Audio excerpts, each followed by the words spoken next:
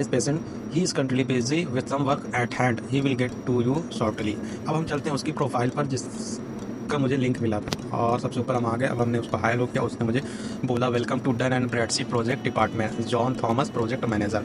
ठीक है, अब इसने क्या बताया अब आप खुद यहाँ पर समझ सकते हैं। इसने जॉन थॉमस यानी अपने आप को खुद प्रोजेक्ट मैनेजर बता दिया। अभी तक प्रोजेक्ट मैनेजर कौन था? दूसरा आदमी था। ठीक है, और इसने अपने आप को प्रोजेक्ट मैनेजर बता दिया। अब दूसरी चीज़ और मैं आपको बता दूं, इससे पहले वीडियो में मैंने आपको एक पीडीएफ दिखाया था। उस पीडीएफ में जो नाम लिखा था डन एंड ब्रैडसी ऊपर लिखा था। ठीक है, और यहाँ पर भी वही चीज़ लिखा हुआ है, welcome to Dun and Bradstreet project. ठीक है, अब इसके बाद इसने मेरा नाम और कंट्री पूछी तो वो मैंने बता दिया। अब इसने मुझे जो प्रोजेक्ट दिया वो मैं आपको पीडीएफ ओपन करके दिखा देता हूँ। एज इट इज़ बिल्कुल वैसा ही है जैसे मुझे इससे पहले के आदमी ने मुझे दिया था, बिल्कुल एज इट इज़, कोई भी फ़र्क नहीं है। तो मुझे और ज़्यादा शक हुआ इसके ऊपर। ठीक है, अब हम देखते हैं नीचे आके, तो नीचे भी डिप्टो पूरा वही चीज़ इसने लिखा दिया। Project one information, width height same width height, resolution, colour, logo format, total payment. बस टोटल पेमेंट का फ़र्क था। यहाँ पर 1050 इसने लिखा है और उसने 2500 लिखा है। ठीक है, डेडलाइन कितनी लिखा है इसने? डेडलाइन मतलब लिखा है 48 आवर्स। ठीक है, 48 आवर्स। Total logos 5। उसने कितना लिखा था? उसने टोटल लोगोस 6 लिखा था। ठीक है, और उसने डिप्टो ये पूरा नोट जो लिखा था पूरा डिप्टो वही लिखा था। और उसने जो है ये जीमेल आईडी नहीं लिखी थी। ठीक है, और इसने अपनी जीमेल आईडी लिख दी। इसके बाद उसने क्या लिखा? And all payment will be made through Google पे, पेटीएम और यूपीआई। अब बताओ भाई, तुम यूएस में बैठ के प्रोजेक्ट दे रहे हो मुझे, वहाँ कौन सा इंटरनेशनल गूगल पे, पेटीएम, यूपीआई चलता है भाई? ये तो केवल नेशनल ही चलता है इंडिया में। ओके, इसके अलावा तो कहीं और चलता ही नहीं है ना।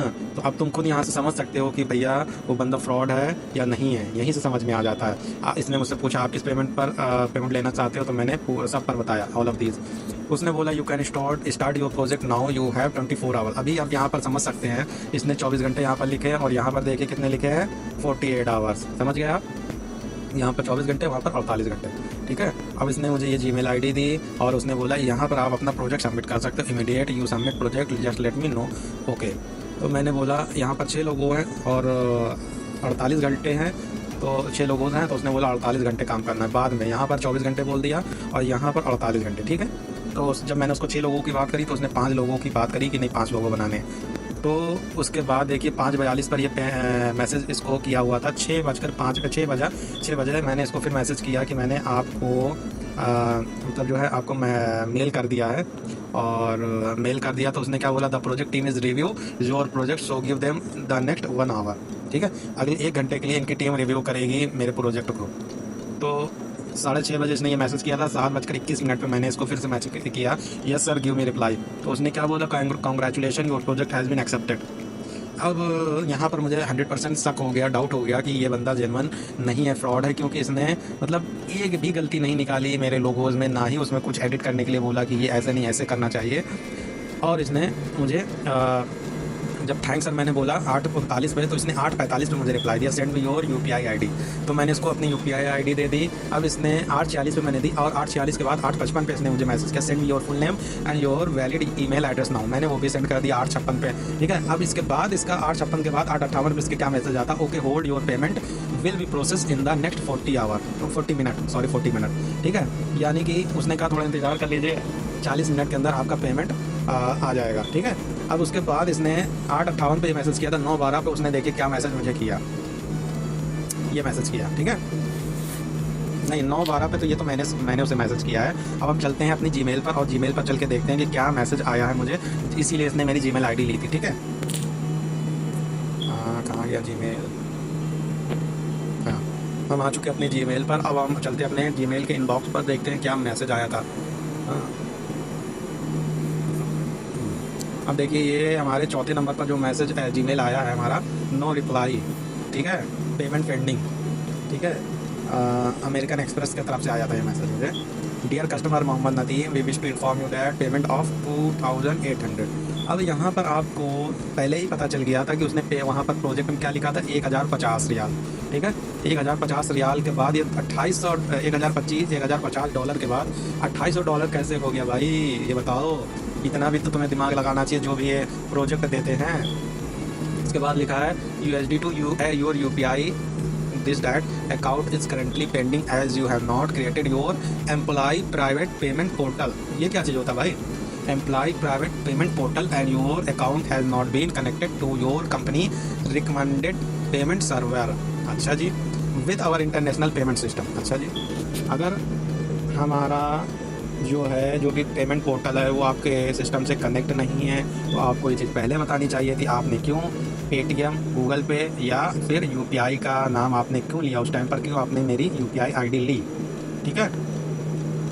अब इसके बाद क्या लिखा है, during our regular system maintenance we notice that your profile detail are incomplete. अच्छा जी, as our security policy we have placed a temporary hold on this payment to you और फर्दर वेरिफिकेशन। अच्छा जी, you are required to create your employee private payment portal with our international payment system to ensure this transaction is successfully initiated to your account after this verification process.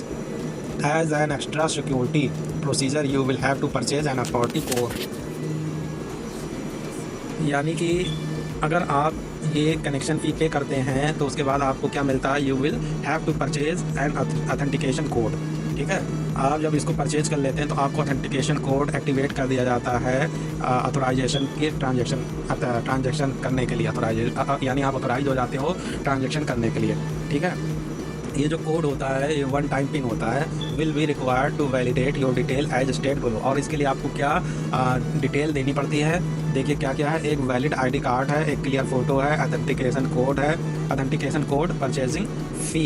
अच्छा जी, authentication code के लिए आपको एक फ़ी देनी पड़ती है जो $100 होता है। समझ लीजिए आप बहुत अच्छी तरह से कि आपको $100 पे करना पड़ेगा ऑलरेडी पहले से इस प्रोजेक्ट को करने के बाद। मतलब आपको प्रोजेक्ट आपने कर दिया, आपको फिर उसके बाद आपको पेमेंट करना पड़ेगा। मतलब आप उसका काम भी करके दो और आप उनको पेमेंट भी दो $100 का। ये कहाँ का नियम है भाई, अभी तक तो ये मैंने कहीं पर नहीं सुना। और इसके बाद इन्होंने नोट क्या लिखा है, the fee will be added back to your balance once this process is completed. Future नीचे लिखा failure to provide correct detail और complete the connection process will lead to your payment being permanently logged out. ठीक है, और इसके बाद ये इन्होंने मुझे स्क्रीनशॉट भी भेजा है। ठीक है, देखिए अमेरिकन एक्सप्रेस की तरफ से ये मुझे बिल बनाकर भेजा गया है और देखने में ऐसा लगेगा कि ये बिल्कुल जेन्युइन है जो मेरा पेमेंट होल्ड कर दिया गया है। अभी तक मुझे 1050 पेमेंट बताया जा रहा था, अब यहाँ पर देखिए इन्होंने इनवॉइस बना दिया है। अब सबसे बड़ी चीज़ आप यहाँ से पकड़ सकते हैं इनको कि क्या फ्रॉड लग रहा है आपको। इनवॉइस नंबर पे देखिए इन्होंने क्या लिखा है, इनवॉइस के नीचे लिखा INV0001, डेट सही डाली और रिसिप्ट ड्यू लिख दिया इन्होंने, बैलेंस लिखा है USD $2800, मेरा नाम लिख दिया है, इंडिया लिख दिया, मेरी जीमेल आईडी लिख दी। अच्छा जी, इन्होंने ये सब लिख दिया। अब इसके बाद नीचे डिस्क्रिप्शन में देखिए योर पेमेंट $2500। ठीक है, अब इसके बाद बोनस इन्होंने डाल दिया 200। ठीक है, इसके बाद कनेक्शन फ़ी, ठीक है, $100। अब $2800 टोटल इन्होंने मेरा पेमेंट बना लिया। और इन्होंने नीचे जितनी भी चीज़ें लिखी हैं ये सारी चीज़ें लिखी हैं कि आपका ये पेमेंट होल्ड कर दिया गया। अगर आप